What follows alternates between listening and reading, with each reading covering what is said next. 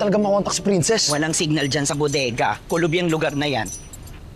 Si Lucky! O, ibig sabihin, nandyan pa sila. Bilisan mo. May tawata sa labas. Hello? May tao ba dyan? Oo, si Miko to! Miko! Pagbuksan mo nga kami! Nalap kami dito eh! Oh, bukas naman pala eh. Eh, ba't di sila lumalabas?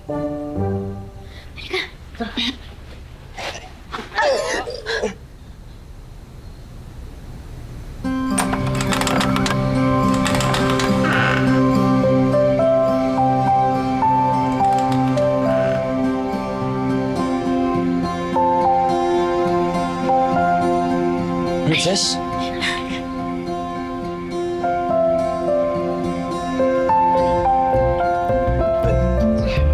So, please ka na.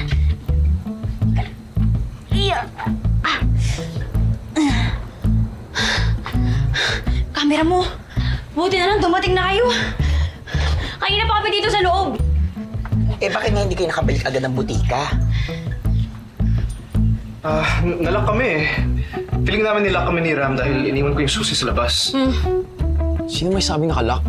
Bukas ang pinto. Ha? Paano nangyari yun? Eh, kanina pa kami dito katok ng katok. Wala namang nagbubukas. Ayaw magbukas kanina pa yan, di ba? Oo. Uwe, baka naman ini-adjust nyo kami. Nag-date lang kayo here, ha? Mother, bakit naman kami magde-date? Eh, bakit nakatopless ka? Eh, oo pala. Sorry. No, it's okay. No worries. Nag-hold kasi ako kanina dahil parang akong nagsisuffocate kanina. O, isa pa. Bakit naka-lights off? Ay naku, Mother, apakadaming nangyari. Like what? Eh, kukwento ko na naman, may mabuti pa umalis tayo dito. Ang init. Punta tayo sa clinic tent para ma-check yung paa mo. Hindi na, ayos na ako. Kaya ko na to. Bakit? Ano nangyari sa paa mo? Eh, nasugatan kasi ako eh. Dali na kita sa clinic tent. Tara.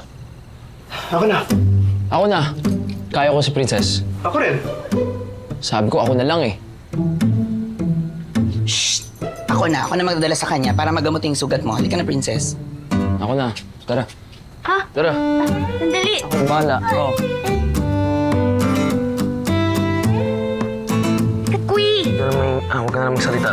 Kayong dalawa, sumunod na lang kayo dun ha, para komportable si Princess sa sidecar. Mother, surod kayo ah! O sige, ano pa nga ba? Saan? Bilis mo Saglit lang, ilala ko muna to, ha?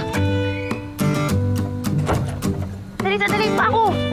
Yan. Yan! Ah!